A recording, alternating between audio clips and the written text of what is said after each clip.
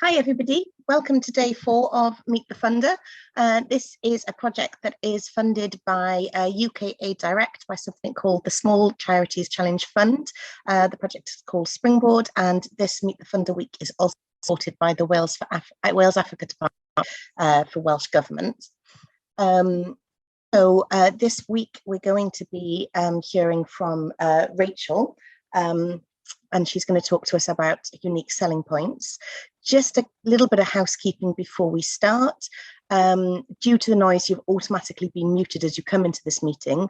We welcome engagement, so please do take yourself off mute if you need to speak, but otherwise, if you can keep yourself on mute just to reduce background noise.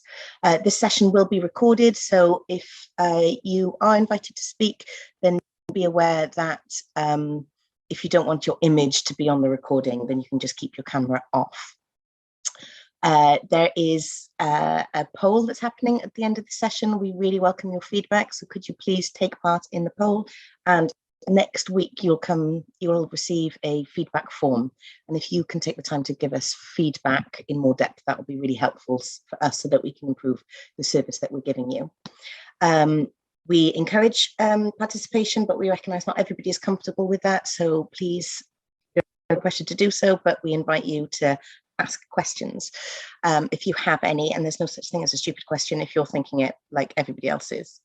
You can raise your hand to ask a question, so at the bottom of your screen there's reactions. If you click on it, then there's a raise your hand icon, like a little hand. If you click that, then your image will zoom to the front and we can see that you're trying to get our attention. And throughout the session, you can just put your questions into the chat and I'll feed them into Rachel when she's finished talking. This is a safe space for minoritized people. We have a zero tolerance policy of any kind of abuse. We welcome challenge. We welcome people to ask if they don't understand anything, and we welcome people to say if they find anything offensive. But abuse will not be tolerated. You'll be removed, and we'll talk to you about it later. If you have any serious concerns, as part for safeguarding, you can visit our senior partners website, which is www.wcia.org.uk, and they will be able to, they have a whistleblowing policy there, so you can report anything that you're concerned about there. Alrighty, again, if you have any questions about that, stick them in the chat. So really quickly, I'm going to introduce you now. Rachel is going to speak for about half an hour, 20 minutes. She's going to give us her tips from her wealth of experience, and then you'll have some questions. You'll have an opportunity to ask some questions. So don't feel that you need to keep them all in. Write them in the chat, and then we can feed them to Rachel when she's finished. And like I said, there's a poll at the end. Rachel, thank you very much for hosting the session. We're really grateful for you being here. Thank you. No problem. Thank you very much for having me, for inviting me along today. I really appreciate the opportunity. I was very lucky a few years ago to take part in one of these sessions in person, and it was a really enjoyable day. So I was really pleased to have the opportunity to come back and do this via Zoom. So if we move on to the first slide, please. Yep, so I'm here from Richard Newton Consulting. Richard Newton Consulting is a fundraising and business consultancy working in Cardiff for about 10 or 11 years now, founded by Richard Newton, who is a very experienced fundraiser himself, and I joined last May as Deputy Director.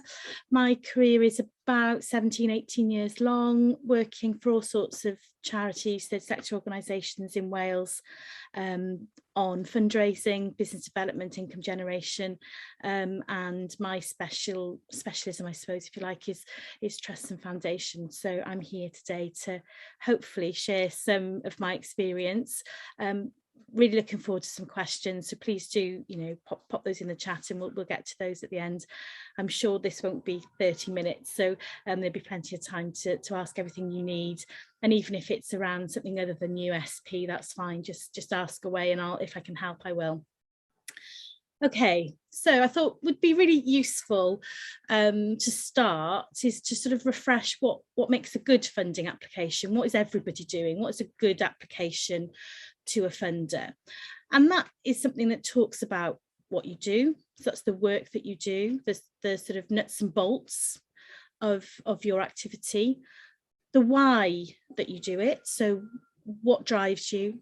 What is the need that you're addressing? What change you create? That's sometimes called impact or your outcomes, and that's really important because that helps you to describe what is different as a result of the support or activity that you deliver. You also talk about the beneficiary, so who you help, how much it costs, that's always the key question, how you'll raise the money, so that's your fundraising strategy, what you'll measure, and that really is what changes as a result, how you know that what you do works and how you can show that it works. And then stories, so case studies, stories from the work that you deliver, and showing the impact that your work has on people's lives. So if we go to the next slide, the question is, though, if everyone is doing that, how do you stand out? And I suppose that's the age-old question. How do you make your application different from the other 100 that have landed on a desk that day? So I think for me, it's about going back through those sort of categories and really understanding what makes you special in each of those. And that might be what you do. So it might be that you do something completely different to any other organisation. Your activity might be different. The way that you do it might be different. And it's really important that you're able to describe that. It might be that who you do it with is different. So you might work with different groups of organisations or different groups of people in different parts of the world that other similar organisations to you don't go. Or you might have a different driver for what you do. You might have experience of the issue that you're seeking to address. Your board of trustees might have experience. And so your people may have particular skills that set you apart from other organisations. Your values might be different. You may be, if you're very values led, as lots of third sector organisations are, your values are a really good way to describe what makes you different from somebody else. But also your network. So who are you working with outside of your beneficiaries? What makes you the best people to do this job? You're well connected. You have strong values. Your people have great experience. You do it because you've seen for yourself the benefit of doing that work. You work in a country or in a part of the country that nobody else works with. So you see what I mean? You're building up a picture about how your organisation is different and unique, and every organisation will be unique, even though even though you are delivering perhaps similar work. The things that you do and the way that you do it will be different. So if we move on to the next slide, I think for me the key for standing out from a crowd is writing from your heart. We get very caught up as third sector professionals, writing bids, trying to source income, get caught up in trying to say the right thing in the right way, making sure that, we might shy away from fundraising or writing an application because we might think that we don't really know the right words to use, not really sure of what are the buzzwords that the funders want to hear. And actually, I think, the key thing is to write from the heart, to not worry too much about how you say something, but to let the passion for your work shine through. That will really stand you above other organisations who perhaps might employ a professional fundraiser to do the work. If you've been there, if you've experienced it, if you understand the difference that you're creating and can communicate that through passion on the page, then you will definitely stand out. And To use stories is very powerful, to show the people that you help or the area that you help, and the change that you make. And the key with stories is to engage with the funder on a one-to-one basis. So rather than trying to develop a story about the impact on a whole village of the work that you do, try to hone in on one person. People really relate to one individual. It's that power of helping that one person, changing that one person's life. Even though you're perhaps changing lives and outcomes for lots of people, if you can find one story that will help funders connect your work, that will be really powerful. And to use these alongside pictures. You know, that old saying of a picture paints 1,000 words. Well, it's true. A picture will say something much more articulately, much more powerfully than you're able to say using words. And I think where we can, and not all application processes will allow for it, but consider using video. And that doesn't have to be professionally made. You can do it on your phone, but just something that connects the fundraiser in real time, the funder in real time to what you're trying to achieve. And then other things, so be clear about what a grant would help you do, be specific and accurate. So make sure that you're able to communicate through your application exactly what change you're going to make as a result of that funding, and make sure that that's sort of relevant to the funding criteria and to everything else that you've said. So make sure that you've sort of that your application is consistent throughout. So if we move on to the next slide, I think this is really powerful and does set organisations apart. It's having people in your organisation who understand the work that you do, the importance of that work, and what makes you the best organisation to deliver. So your people might be much more experienced than the next organisation. You might have hands-on experience of the work that you're delivering. You might have visited the country that you are delivering in and have, you know, first-hand stories to tell. You might be experts in your field. Really don't shy away from talking about that. Really demonstrate to the funder, give that funder a sense of confidence that a grant to you is a grant to people that really know their stuff. Talk about your experience and what you've achieved so far. That helps to show credibility. It shows track record. It gives the funder a real sense that that they are investing in the right organisation to create that change. So don't be shy. You know, I think sometimes we can be a bit worried about sounding big-headed or arrogant to say that we're the best organisation to do this. If you are the best organisation and you've got that experience, don't be afraid to put it on the page. It really does make a difference.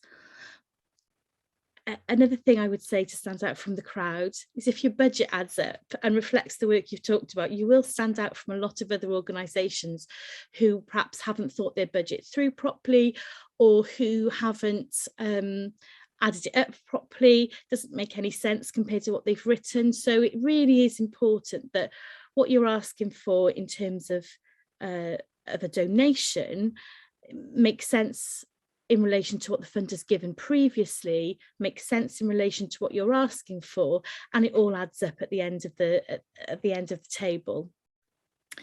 And the same for your outcomes. So make sure your outcomes really reflect the work that you've talked about. If you've talked about, I don't know, off the top of my head, if you've talked about delivering confidence building sessions, but your outcomes don't talk about confidence building, then perhaps there's a little bit of a lack of consistency there that might confuse a funder. So really make sure that the outcomes that you say you will achieve relate directly to the work that you say you will do. And then that makes that really consistent story throughout, that the funder can see is a really well thought through bid. It's a well thought through project. It's not just being rushed together just for the sake of chasing funding.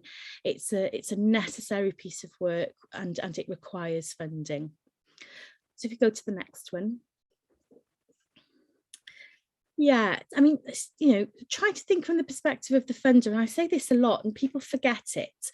Funders don't exist purely to give you money, which is, I know it's a strange thing to say, but funders exist to change the world in the area that interests them. So they have their own set of objectives that they need to achieve in relation to their areas of interest.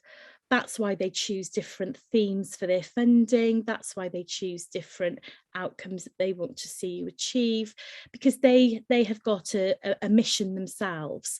So what you want to be able to do is to put yourself in a position that you can show that you're helping them to achieve their objectives. So look at their funding, look at their history, look at their mission, and try and show and match your own organisation's mission and delivery to theirs. Be accurate, so make sure that what you're saying is correct, that your figures are correct, that the area of your delivery is correct, because again, that gives you, regardless of how you write your bid, it gives the sense of confidence that you know what you're talking about, that you're able to be trusted with a funding award, and that you deliver what you say you'll deliver. Let your personality shine through, and I think this is really, really important and does help you stand out from the crowd.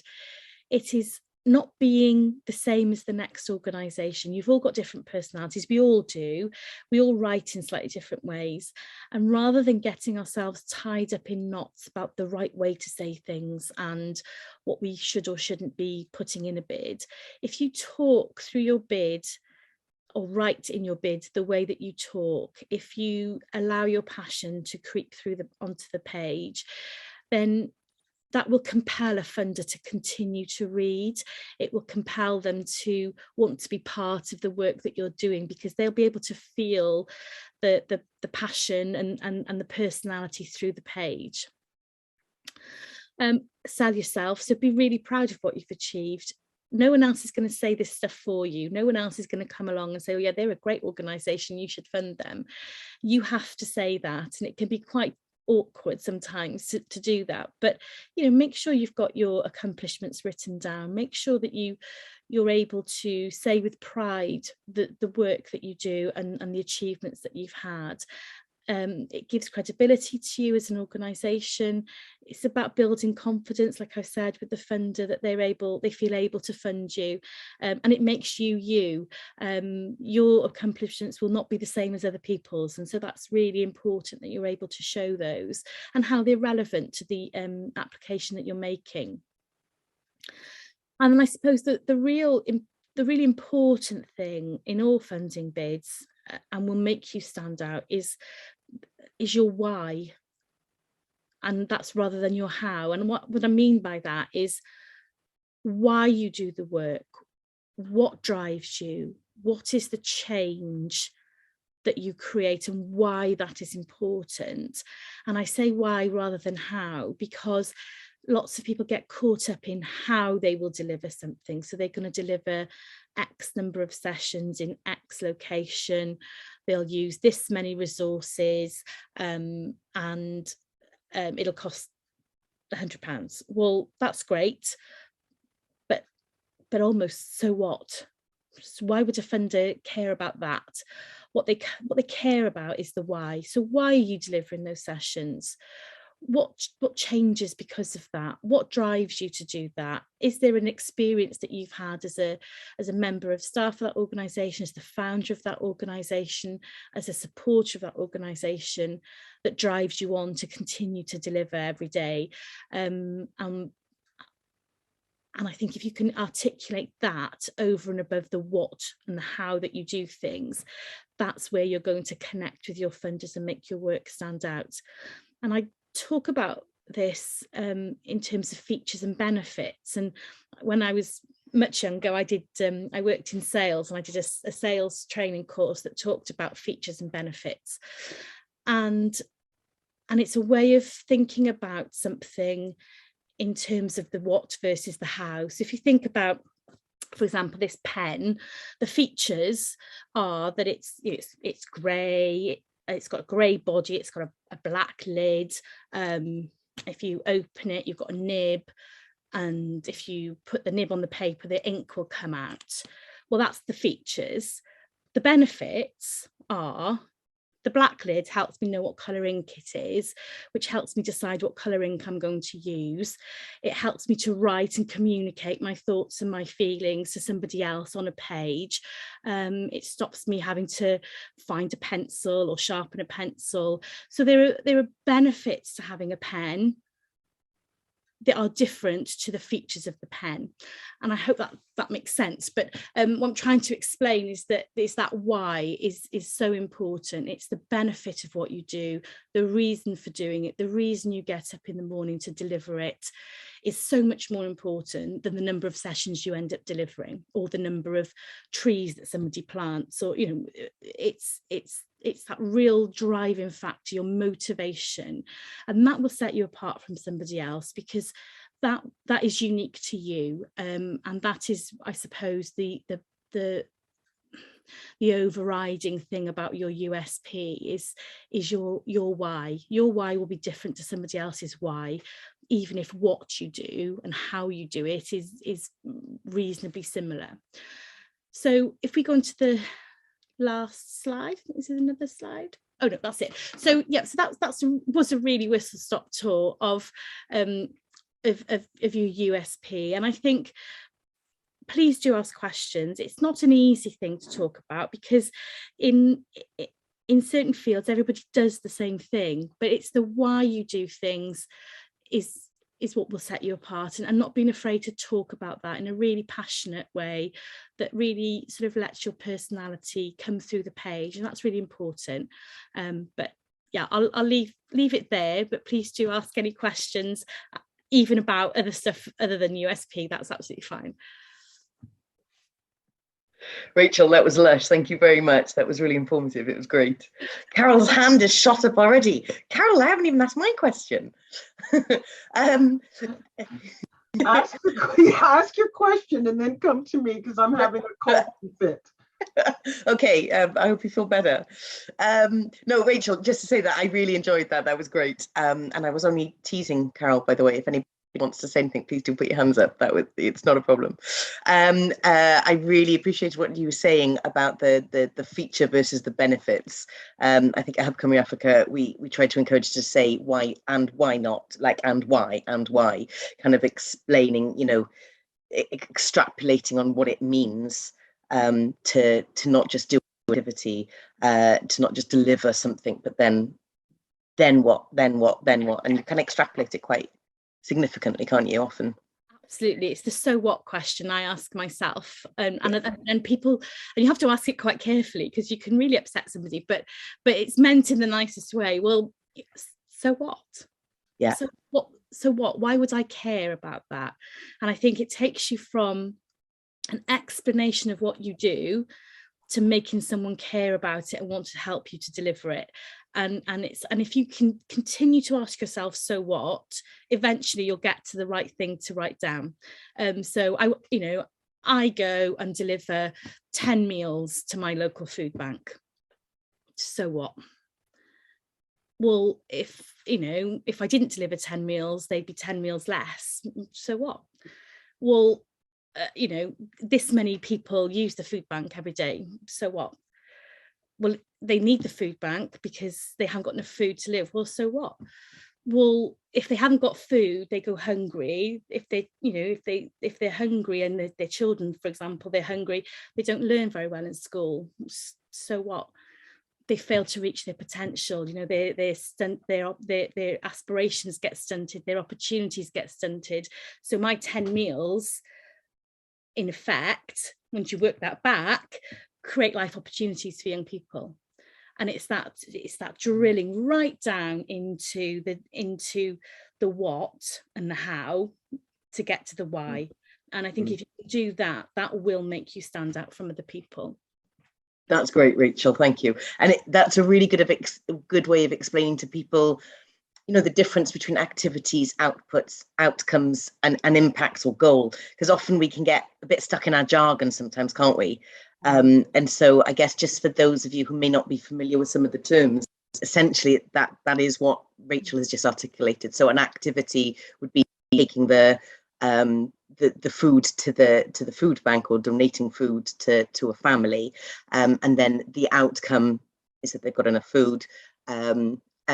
Yeah, and now I've got myself confused in my own analogy. Output is that they receive the food. Outcome is that the children are able to take part in their education more fully, and then the longer term impact is that they're, I guess, are better able to achieve their potential. So yeah, when we look at it like that. Carol, have you finished coughing? How are you feeling? I'm here. I've had a sip of water. Thank you for that talk. I've made quite a few notes. It's a good thing we were all on mute, because you would have heard me clacking away. One of the things that jumped out at me, and I was reflecting as you were speaking, is more and more the space for filling out applications has become limited. You know, it's sort of 100 words or less, and you really have to hone in.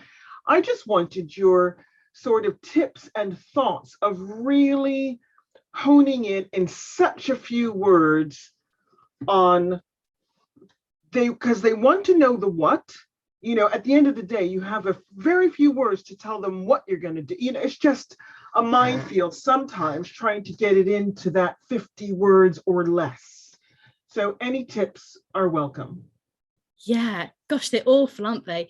I would much rather 1,000 words than 50 words, even though it takes longer. It's so much easier than trying to distill what you do into such a small allowance. It's something that we do a lot, obviously, as bid writers, as fundraisers. I think the key for me is always to start with looking at the question.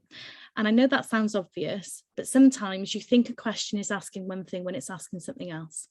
And to really focus in on words like describe or explain, and make sure that you have understood what they are looking for. So if the question, you know, is tell us about how you are going to deliver something, don't talk about why. But if the question is tell us about the impact, don't talk about how.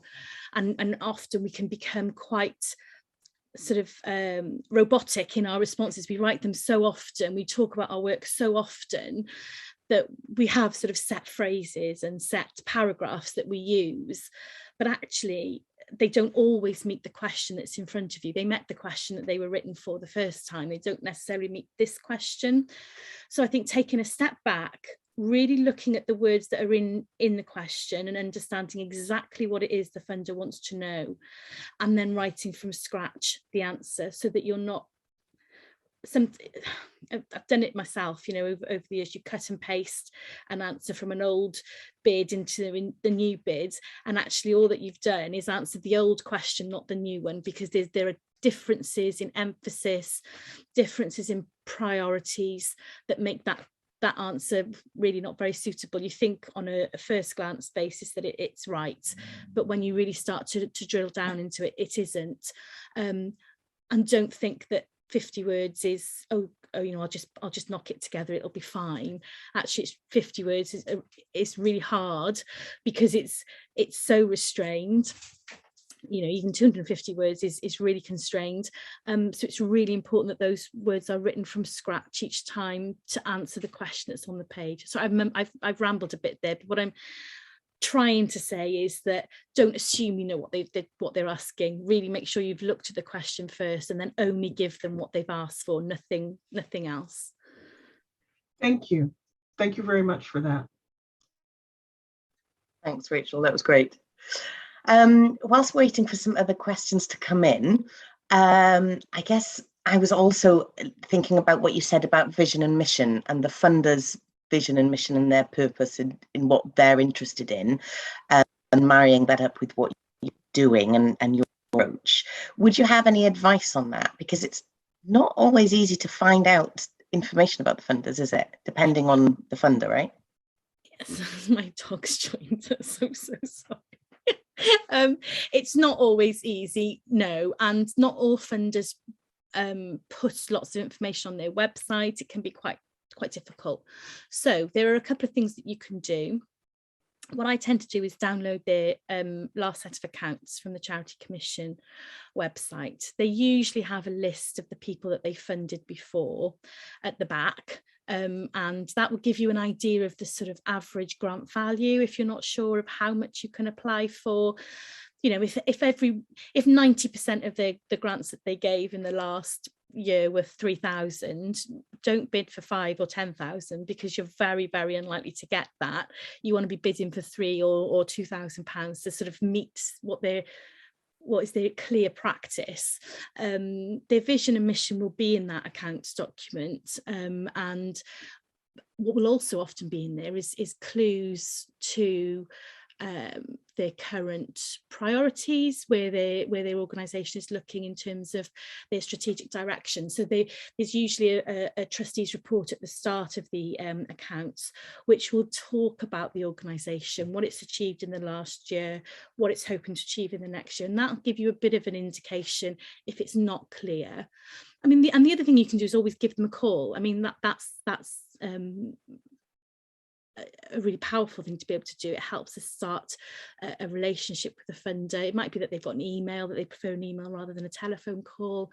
But if you're in doubt about anything and you've looked on their website and the information isn't there, I would always recommend making contact with the funder and asking them the question, and they'll come back to you and let you know. And it's much better to do that at the beginning and put an eligible application in than not do it and risk an ineligible application, because that's a waste of your time and theirs. Yeah, thanks, Rachel. Yeah, I agree with you. The Charity Commission's website is a wealth of knowledge. Just go digging about in that. It's good. Absolutely.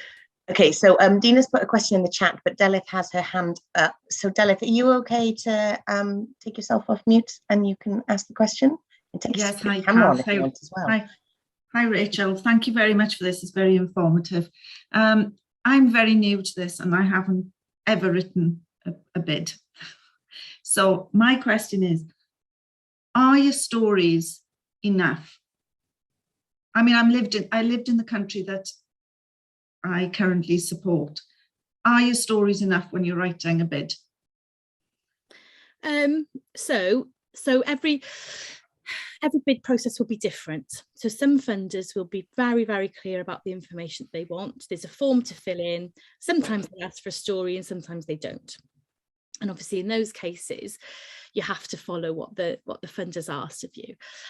Where you have the scope to write a bid more freely, then I would say your stories are probably the best way that you can describe the difference that you make, providing that they do that. So providing that the stories are relevant, that they show the impact of the intervention that you've given, and the change to the life or the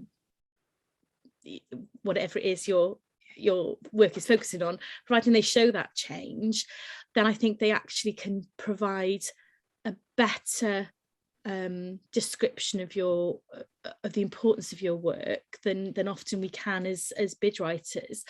If you don't have full stories, careful use of quotes and testimony from people that have experienced your services or people that have worked with you as partners can be really impactful as well. Obviously you always will need to put in what you're going to do. Funders do need to know that, and the cost of that. But I think really clever use of stories and images can be much more powerful than words. Thank you. That's really helpful. Thank you very much for that. Pleasure. Great, thanks, Delith. And Dina, are you okay to take yourself off mute? Hello. Yes, that was really so interesting and inspiring. Thank you very much, Rachel. I feel like going out and writing something straight away. Oh, excellent. But what I wanted to ask, I haven't used stories in applications because they take up space where you've got limited words. So I was wondering roughly what sort of proportion would a story take in an application? Would you put it as a quarter or a third, or any guidelines? I think it depends, and this is not going to be perhaps very helpful, and I'm sorry if it isn't. It depends on the funder and it depends on the application. So again, if you've got an application that says in 250 words, tell us this, it's going to be really difficult for you to include a story in that, as well as actually answering the question. If you've got a bid that where you're a lot freer to choose what you write, and it might say, you know, in 4 pages we want to know the following, then you've got a bit more scope to include those stories. I think a part of the skill in telling the stories is being able to keep them succinct. So you want to you have to write them in such a way that they are compelling but not too long, because you don't want to take up too much of your application space.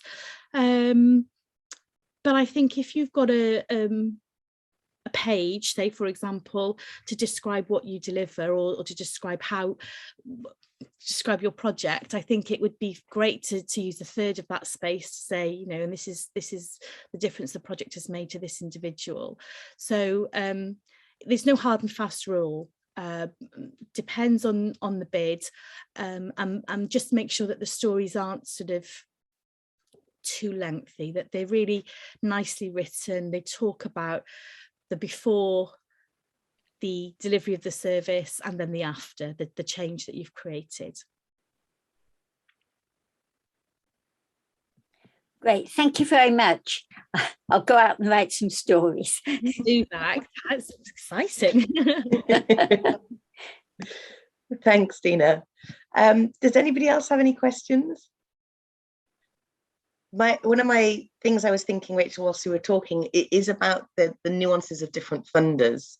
I guess from my limited experience, there are specific approaches for different funders. So, for example, if I'm looking at a philanthropic trust or foundation versus going for like statutory funding like the Welsh Government or UK Aid Direct, then I take a very different approach, in that one is quite stats heavy and research heavy, and then the other is less so. Would you agree with that? Or yeah, I would agree. I think you're right. I think it is horses for courses, and some will require much more evidence-based work, numbers, facts, figures, detailed sort of outputs and all the rest of it. The more philanthropic will usually have more leeway for you to talk about the why, talk about the stories. But what I would always say is that the people that score these bids, the people that review and assess the bids, are just people. They don't always have a huge special interest in the area that you're talking about, and so you can't assume that they understand the work that you deliver. And I think that where you can, explaining what you do and your why, and even if you use stories, even if you need to put in hard figures as well, it helps to explain your purpose to somebody that doesn't understand what you're doing or why you're doing it. You know, very often there will be limited knowledge, some knowledge, but particularly in statutory bids, Welsh Government type bids, the person marking that bid might not have in-depth knowledge of what you deliver. And in philanthropy, they may change their objectives sort of every 3 to 5 years. And so the people marking or assessing those funds may not have an in-depth knowledge of that area of work, or what you are particularly doing yourself. So it's really important that we remember that that assessors are people like the rest of us, and so you make it as easy as possible for them to assess your work. And things that I like to do are, you know, good use of headings and sections within a bid that really bring the reader through with you. So if a question asks for you to cover 3 points, well, I use those 3 points as headings, so it's really visible from the beginning that we've covered off the 3 points, and you sort of lead them through the work to sort of say, look, and here's a point to be assessed, and here's another point to be assessed, and here's another, so that you're doing part of that work for them. They haven't got to look through what you've written forward and back, trying to find the relevant bits of information. It's there, it's clear, it's well organised, and it makes their job easier. Yeah, perfect. Great, thank you for that. And I guess another tip is getting somebody who's outside of your organisation, or outside of your world, to look at it, like a layperson who doesn't know what you do, doesn't know what you're trying to achieve, to read it and see if it makes sense, because we can just get stuck in assuming knowledge, right, about what we do all the time. I still do that now. So, you know, nearly 20 years of experience, write bids every day for all different sorts of organisations. I still don't send anything without somebody else looking at it first, just because you get stuck into something and you think that you know what that bid says, and you are adamant that you've covered off everything, and then somebody else reads it and says, well, no, that's not what that bit says at all.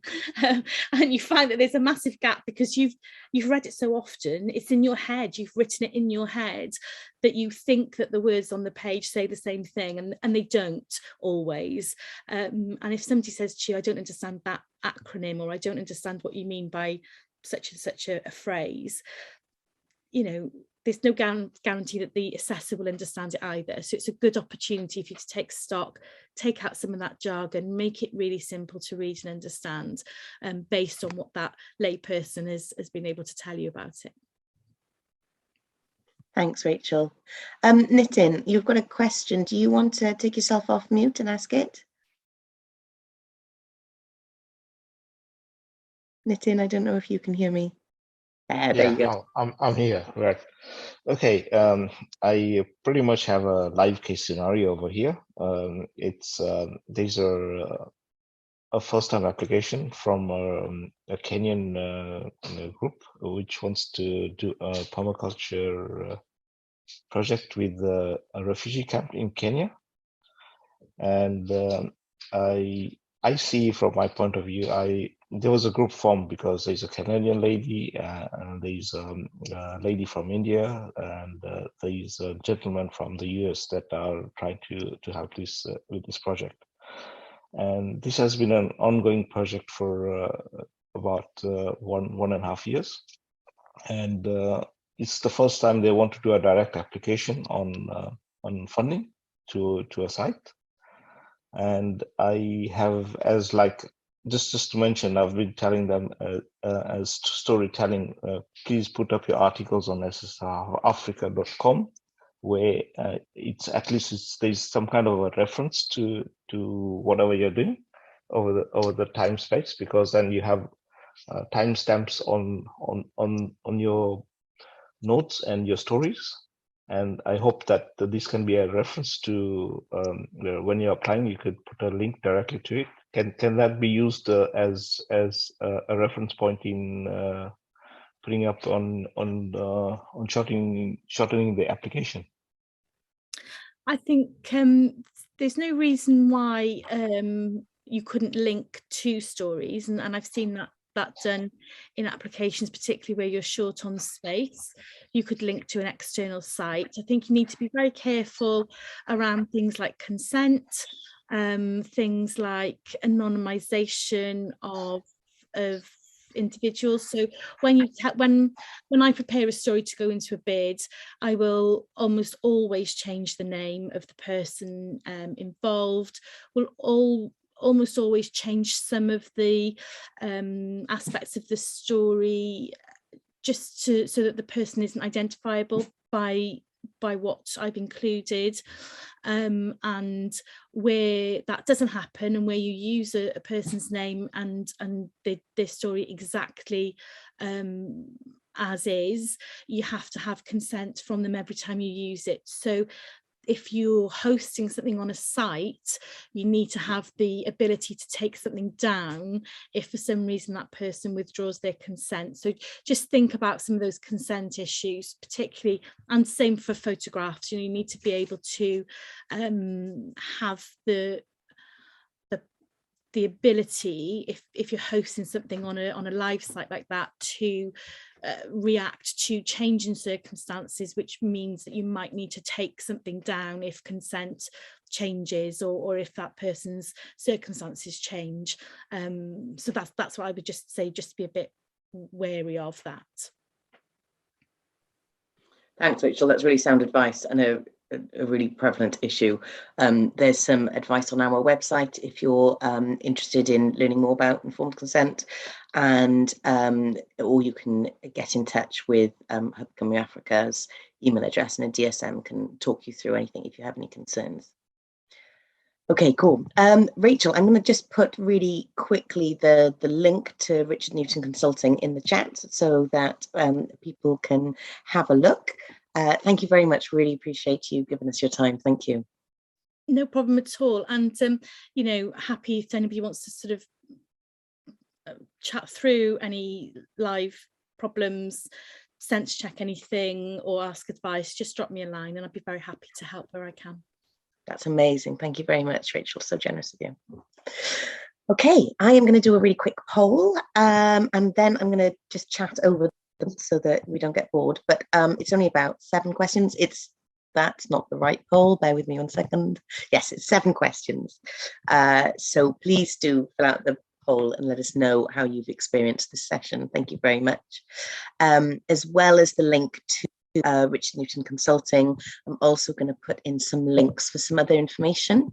As you probably know by now, that this is Meet the Funder Week, so it's a whole week of activities. Tomorrow is the last one. We've got Celebrating Success, so members of the Wales Africa community are coming together to share their tips from their fundraising and bid writing experience.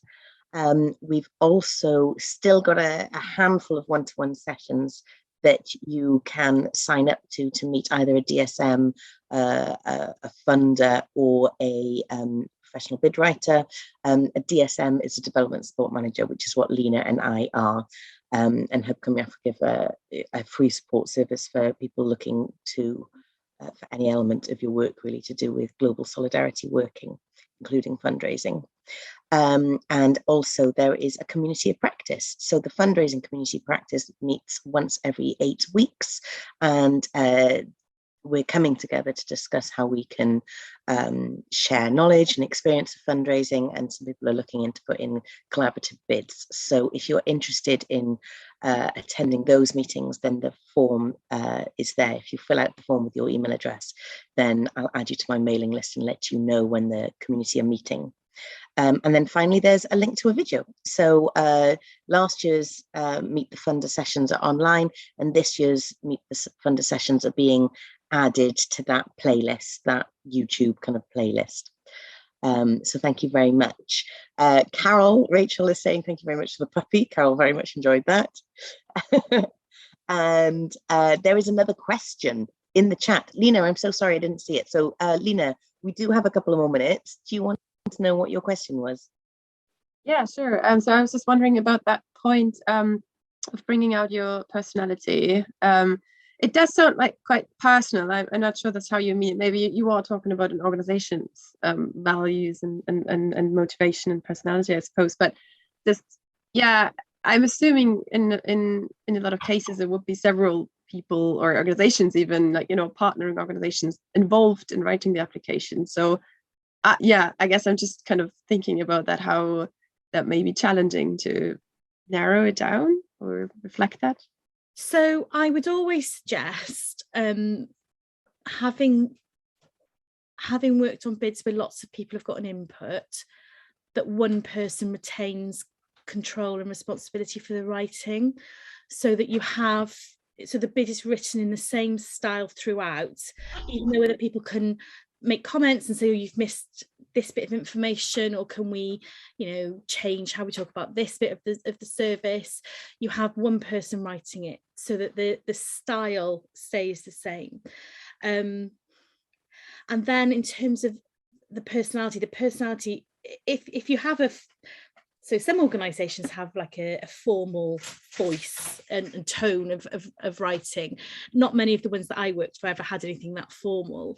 What I mean by personality is talking from the heart about what you do and not feeling too constrained by the need to be too grammatically correct or to use funding buzzwords, but to really talk about the work that you do naturally. And if you do that, your natural passion for the work, the thing that makes you get up every morning and write that bid even though you don't feel like it, will come through the page. Because if you believe in the work that you talk about, that will be communicated through the words that you use and the language that you use and the way that you write. And I think that, you know, we're so lucky and privileged in being able to work in a sector where you have the opportunity to contribute in whichever way to creating important, valuable change for people and communities, that automatically comes through. You know, when I talk about fundraising, I love it, and I think people can tell that I love it by the way that I talk about it. And when I've talked about other causes in the past that I've worked for, you know, mental health and homelessness, I have had a really passionate belief in what that organisation does, and that comes across in the words that you use and the style that you use to write. So I wouldn't worry too much about organisational input, but just make sure that one person's got that overall responsibility to write so that it sounds like it's coming from the same person. Okay, thank you. Yeah, Lush, thank you, Rachel. I've definitely done it. People do just have different writing styles, don't we? We're saying the same thing, but just the tone and the syntax and all that always change, don't they? There was one other thing that you said right at the start, which I think might be a nice thing to pull back and close on, is you were talking about nobody will say it for you. You've got to promote yourself and nobody will say it for you. And it is really true. It's really true. But also, it's a lovely exercise. If you're ever a bit exhausted and a bit, you know, that really tired and don't motivated, write down all of the achievements that you guys have, you know, that you've achieved. Write down all the changes that you've created, all the unintended positive consequences. And it's, I mean, it's good just for generally having a list to be able to reflect on when you're writing about things. But also, I just think it's good for our souls to remind ourselves that we are doing good and we are making a difference, because fundraising can be exhausting, right? Yeah, and when I when I worked directly in-house, I haven't figured out a way to do it properly yet in this role, but when I worked in-house for charities, I would set up my desk and decorate the walls around my desk with quotes, pictures from frontline services. So every day, even on the really hard days, you just look up and the reason for you slaving over that bid is there in front of you. The reason that you are up at 8 o'clock working at night, up at 6 o'clock the next morning still working on that bid to meet the deadline, it's in front of you. It's the faces of the people whose lives have been changed by the work that you fund. And it can be really easy as a fundraiser, I think, to minimize your role and to say, oh, I'm just the fundraiser. But actually so much work doesn't happen if you don't secure that funding. And so you have a really important role. It's never just a fundraiser. You are a linchpin between the delivery of that service and the people that want to support it. And without you, you can't, the two don't connect. So it's really important that you don't stay too far away from that front line, that you can spend time, if not at projects, being part of delivery yourself, but you can feel connected to the front line. You talk to the people that are delivering, you hear about their week, you hear about the people that they've supported that week, you have those photos, you have those words directly from beneficiaries' mouths in front of you, because that is what makes the difference. That's where you get your passion from, that's where you get your motivation from, that's where you keep going when it's really hard. And it can be really hard, and I think it's probably going to be really hard for quite some time. And so, you know, replenish yourself through the results of what you've done, and don't minimize what you do ever, because what you do is absolutely life-changing. Well, words to live by. Thanks, Rachel. Okay, everyone, that's a wrap. Thank you very much, Rachel. Really appreciate you giving us your time. Thank you. And thanks to everybody who came along. We'll see you tomorrow. Thanks, everyone.